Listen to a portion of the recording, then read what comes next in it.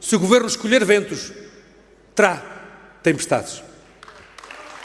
Seremos uma oposição responsável e construtiva, firme, disponíveis para convergir com o Governo nas matérias essenciais ao interesse nacional. Viva! Está com o Expresso da Manhã. Eu sou o Paulo Baldaia.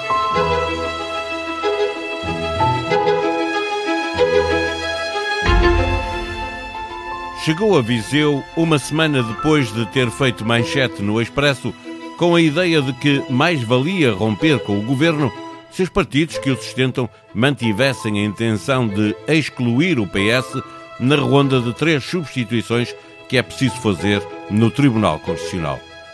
Eleito com 96,9% dos votos dos militantes socialistas, não se pode dizer que tenha oposição.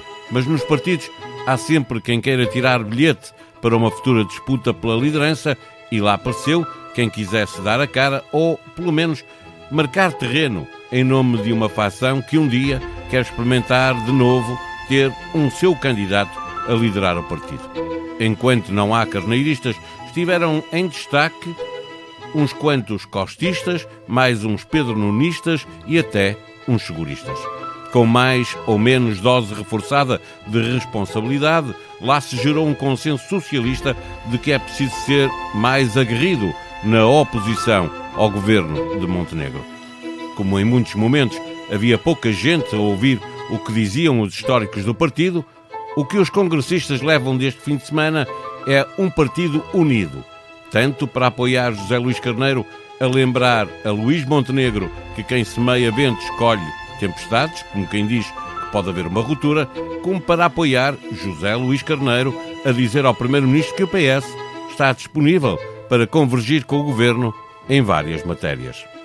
João Pedro Henriques foi um dos jornalistas do Expresso que estiveram em Viseu a acompanhar o Congresso do PS e é com ele que conversamos neste episódio. Não tens a sensação que o teu telemóvel ouve as tuas conversas? Sim, às vezes até parece que sabe o que vou jantar. Não se preocupe. A app Caixa Direta Empresas não ouve conversas, mas ouviu as empresas. As suas funcionalidades mais inovadoras são baseadas nas sugestões dos nossos clientes. Pagamentos com fotografia, pesquisa inteligente de movimentos e notificações em tempo real. Esta é a app desenhada com a experiência de quem a usa, feita para quem lidera. Faça o download. Caixa, com o banco certo ao seu lado, a sua empresa cresce. Caixa Geral de Depósitos S.A., registada junto do Banco de Portugal sob o número 35. Viva João Pedro Henriques, o líder do PS, começou o Congresso a prometer tempestades, acabou mais conciliador, a prometer oposição firme, mas responsável e construtiva. Hesitação ou estratégia?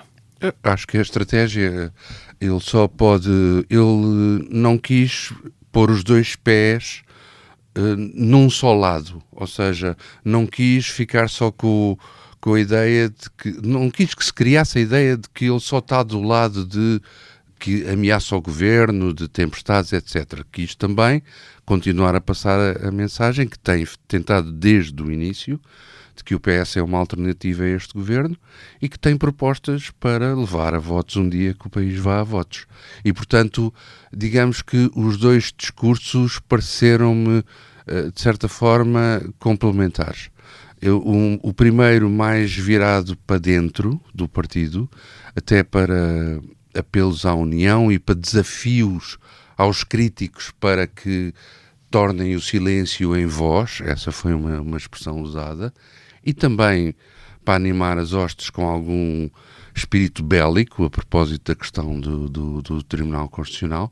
E o segundo discurso, o discurso final, o discurso deste domingo à hora do almoço, foi um discurso para fora de afirmação das propostas do PS. A intervenção de abertura poderia ter sido aplaudida pela esquerda, mas a de encerramento só pareceu agradar a Leonor Beleza e ao PSD. A leitura que fazem todos os partidos, à direita e à esquerda, diz-nos o quê? Primeiro diz-nos a leitura do CDS que é denunciar a apetência do PS por cargos e esta voracidade que o PS aparentemente mantém em relação aos cargos. Quero apenas dizer que o CDS, mais uma vez, mimetiza apenas o discurso do Chega. Portanto, é é uma espécie de sucedâneo do Chega em pequenino, com 2 deputados, enquanto o Chega tem 60. Em relação à esquerda, a esquerda desafia José Luís Carneiro a decidir-se em relação ao que quer fazer de facto com a questão do Tribunal Constitucional e, portanto, de certa forma acontece isto. Enquanto José Luís Carneiro desafia o Governo a decidir-se nesta matéria, a esquerda desafiou a ele, Carneiro, a também se decidir. E, de facto, estão os dois em cima do muro, porque provavelmente ainda não chegámos a uma decisão final sobre como é que vai ser a distribuição daqueles juízes, 3 juízes do Tribunal Constitucional. Criticando a AD por estar encostada ao Chega, mas sem encostar o PS aos partidos à sua esquerda, está José Luís Carneiro a procurar ocupar o centro moderado que a AD gosta agora de reclamar como sendo seu? Há partes no discurso de encerramento de José Luís Carneiro em que ele expressamente replica para o PS o fenómeno da segunda volta das presidenciais. Ou seja, ele quer construir o espaço eleitoral do PS ao centro e, sobretudo, captar todo o descontentamento no centro e no centro-direita e na direita. Ele fala inclusivamente dos democratas cristãos.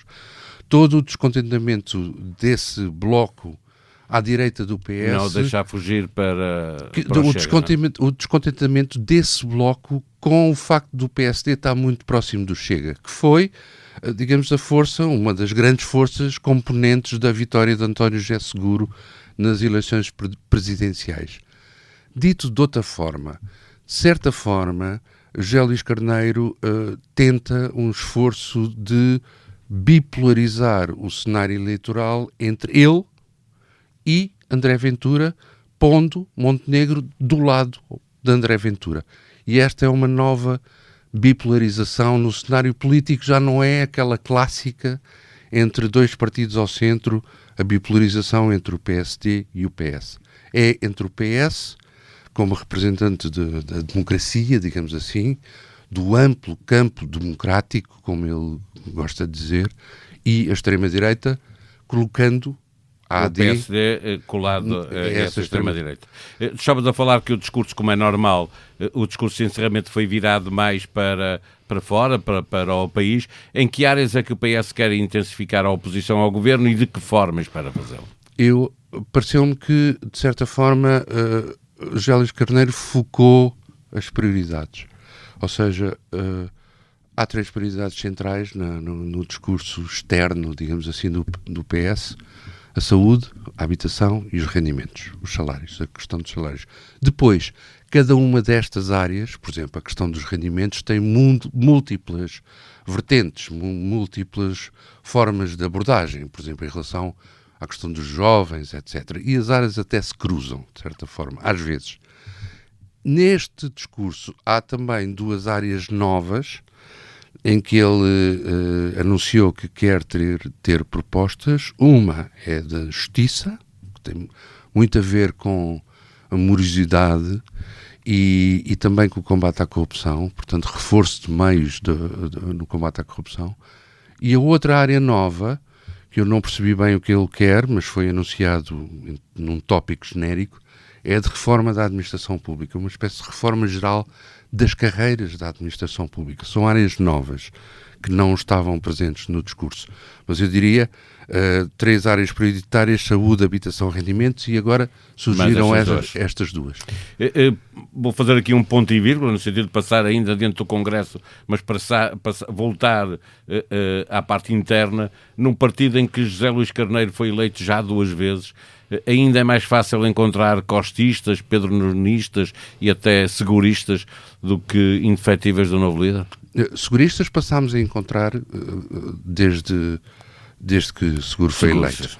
Portanto, porque estavam adormecidos, mas agora já tornou-se outra vez politicamente correto, digamos assim, uma pessoa apresentar-se como segurista no PS. Durante uns anos foi uma coisa mais ou menos amaldiçoada, mas agora já já é permitido, digamos assim. O partido, obviamente, ainda é muito costista, porque Costa saiu em 10 anos no poder. 2022, portanto saiu há relativamente... Não, saiu em 24. Saiu em 24 em 23, mas depois houve eleições em 24. Exato.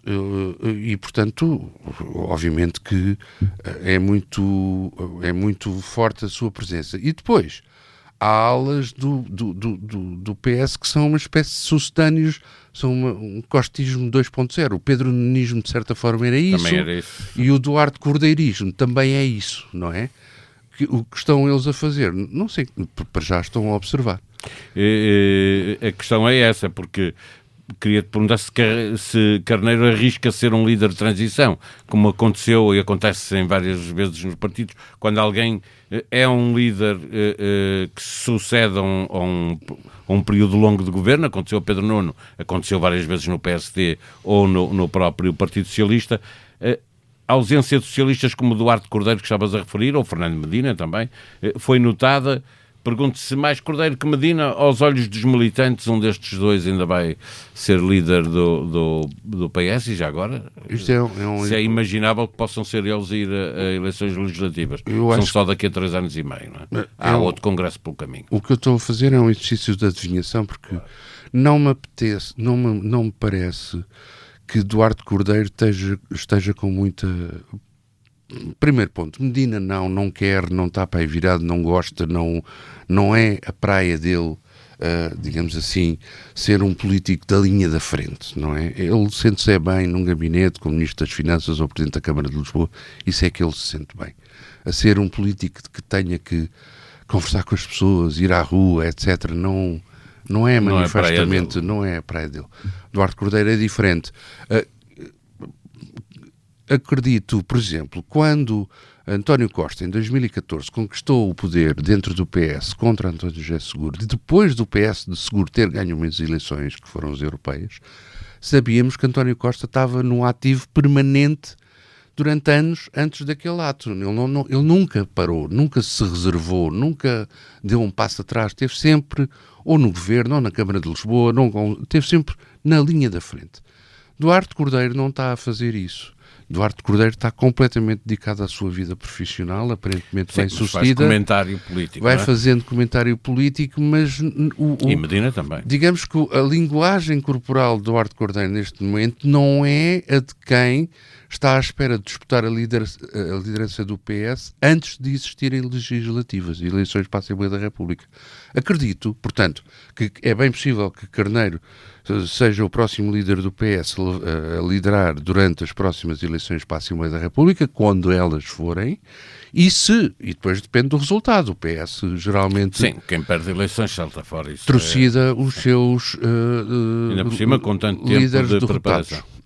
Seja como for, a questão, deixa-me só voltar um bocadinho atrás, na questão do Tribunal Constitucional, eu acho que o PS corre um risco muito grave, digamos assim, se alinhar numa solução em que dos 3 juízes, um é do PST, outro é do Chega e outro do PS. Eu recordo aqui que a lista é conjunta.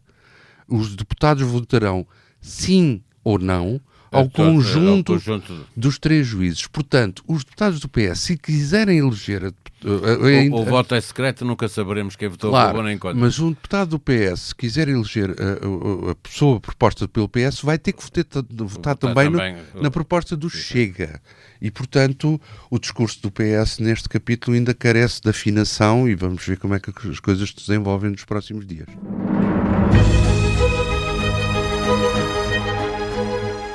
A proposta que tenho para lhe fazer hoje não é nada habitual, na medida em que sugiro que ouça o episódio especial de domingo do Expresso da Manhã e pense em abrandar o consumo de informação digital.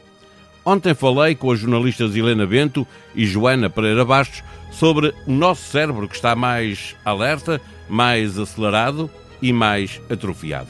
Facebook, TikTok, Instagram, YouTube, Twitter ou X, como agora se chama, WhatsApp, jogos, aplicações, notificações. Vivemos com uma carga de estímulos que está a ter um forte impacto no nosso cérebro. Faça esta pergunta a si próprio. Quando foi a última vez que desligou o ecrã um smartphone, um tablet ou a televisão para ficar entregue a si próprio, a pensar na vida, nos outros, a imaginar o futuro. A sonoplastia deste episódio foi de José Seduvim Pinto. Nós vamos voltar amanhã. Até lá, tenham um bom dia.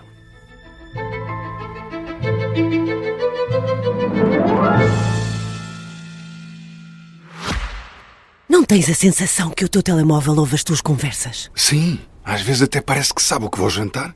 Não se preocupe. A app Caixa Direta Empresas não ouve conversas, mas ouviu as empresas. As suas funcionalidades mais inovadoras são baseadas nas sugestões dos nossos clientes. Pagamentos com fotografia, pesquisa inteligente de movimentos e notificações em tempo real. Esta é a app desenhada com a experiência de quem a usa, feita para quem lidera.